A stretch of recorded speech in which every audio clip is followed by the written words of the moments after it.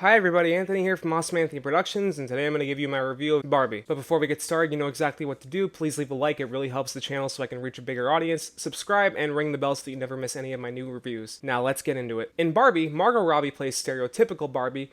You know, the typical blonde Barbie with a nice outfit that pops into your head when you think of the character. She's living her life in the matriarchal Barbie land and dating Ken, Beach Ken, played by Ryan Gosling. Here in Barbie land, the Barbies all hold the positions of power and all the jobs, and the Kens are just kind of there as accessories, spending every day hanging out and trying to get noticed by the Barbies while the Barbies just go about their day and ignore them.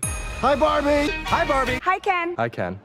And kind of treat them like second-class citizens. But when stereotypical Barbie starts to have an existential crisis and realizes that her body is changing, Phrasing? her feet are now flat, she's found cellulite, Hi, I'm Cellulite Sally. she's experiencing thoughts of death and dread. Do you guys ever think about dying?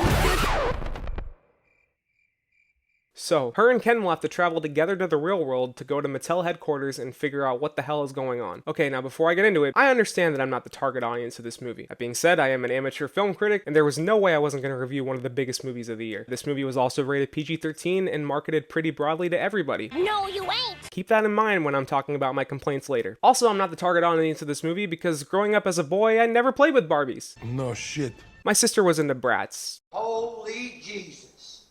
What is that? so I never even really had any Barbies in the house. And I definitely don't have any real nostalgia considering the brand. But with Margot Robbie and Ryan Gosling in the lead roles, Did you bring your rollerblades?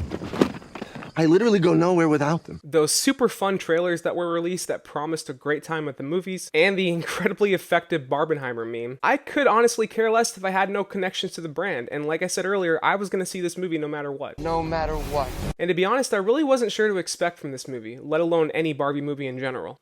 But it definitely wasn't this.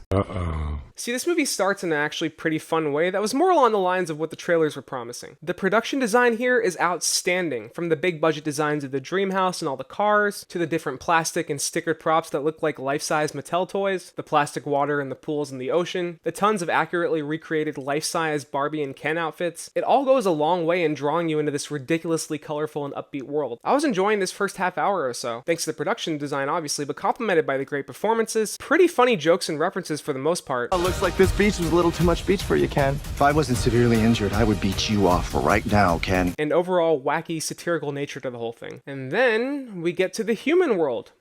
I'm not going to spoil exactly what happens here, but the basic premise here is that when Barbie and Ken go into the real world, Barbie is smacked with the realization that this place is the total opposite of her life, a patriarchal hellscape full of rampant misogyny, rudeness, and men having positions of power and jobs?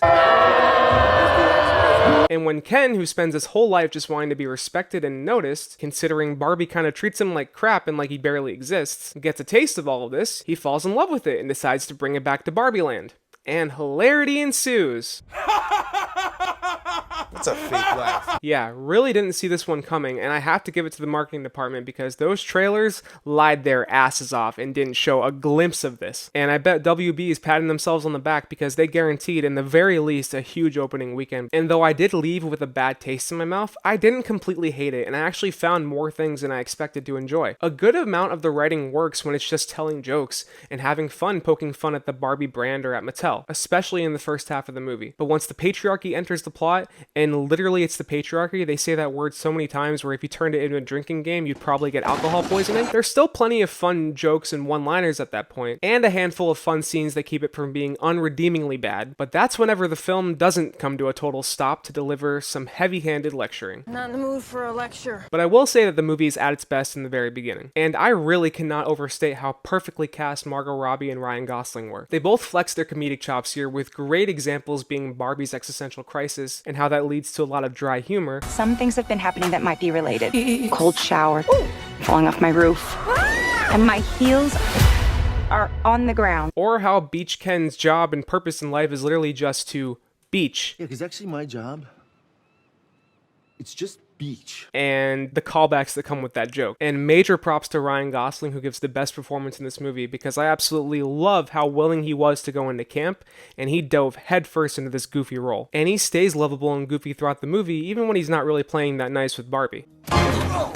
No more games, Ken. I also want to shout out Margot Robbie's dramatic chops here. There's not a whole lot of it on display, but during the few dramatic and emotional scenes that Barbie has, Margot Robbie brings it and nails it. I even really liked Michael Cera's role as Alan here, and he had me laughing every time he was on screen. But once the message takes over, the movie's sense of whimsical fun nosedives hard, aside from the occasional time here and there that the movie plays around with the Mattel or Barbie related humor. So the message basically boils down to gender roles are bad and you should write your own life, which is a message I could get behind, but it doesn't handle it with any nuance. Instead, the movie just uses that message as an excuse to make very heavy-handed observations and comments on the roles that women feel like they have to play in society, or to just make fun of men and show how weak, selfish, jealous, incompetent, gullible, and misogynistic they are. Perhaps men are not as evil as Greta Gerwig thinks. This completely takes over the back half of this movie, made even worse by the fact that the occasional meta joke or a reference that is not connected to the message really works and is accentuated by the great performances and production design that I talked about earlier. But every single time I was starting to enjoy this movie, it came to a complete screeching halt to lecture the audience on feminism or patriarchy or gender roles, and it was just exhausting. Well, this sucks. Especially when the heart of the film comes in, an incredibly unhappy mother-daughter duo of two of the most insufferable characters I've seen on screen in a long time, Ariana Greenblatt and America Ferrera. From Ariana Greenblatt's introduction scene, the daughter character is just the complete worst. And she never gets any better throughout the entire movie. She calls Barbie a fascist!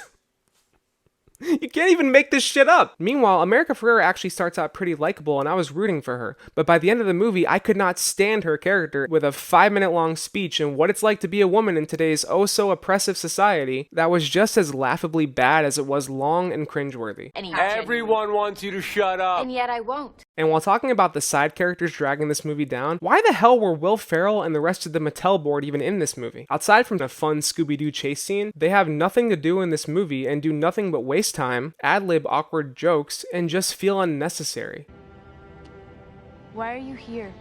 We are here. Especially considering just how cartoonish they were compared to the already over-the-top and quirky Barbie Land. Anyway, these characters were very unnecessary, but if you really needed to have them in here, you could have taken away the whole patriarchy thing and made them the main villains. And you can even add a subtle equality or female empowerment message in there. This could have been done very well. It's so ironic to me that not only was this more political than Oppenheimer, but it also felt longer than Oppenheimer. Meanwhile, Oppenheimer was 3 hours. How many times can I say Oppenheimer in one sentence? So yeah, that's my review of Barbie, a movie with excellent production design, some strong humor when it breaks the fourth wall or focuses on the Barbie brand, Mattel, or Ken just kind of being a goofball, and a great cast. Though it ultimately becomes another Hollywood blockbuster brought down by divisive messaging that completely takes over the movie and just feels bitter, not to mention the unlikable and unnecessary supporting characters. Thank you so much for watching this review, and if you liked it, please leave a like to support the channel, subscribe, and ring the bell so you never miss a new review. You can also find the links to my socials in the description below, or just leave a comment with your thoughts. It seems like all the professional critics unsurprisingly adore this movie, but online reactions I've seen have been very mixed, so I'm curious to see what you think. And I shouldn't have to say this, but unfortunately with how political this movie is, the culture war got a hold of it, and people are getting pitted against each other left and right during discussions of this movie. So if you do comment, please remember that everyone is entitled to their own opinion. Let's keep it respectful. Lastly, if you want more content, you can click or tap on these cards here. They'll take you to my review of the other half of Barbenheimer, Oppenheimer, or just over to my channel where you can check out my reviews, my shorts, and my old shit. Thanks for watching, everybody, and I will see you next week for my review of Haunted Mansion. Talk to Me, that's the next one. I originally said Haunted Mansion, but I saw Talk to Me first. So yeah, see ya!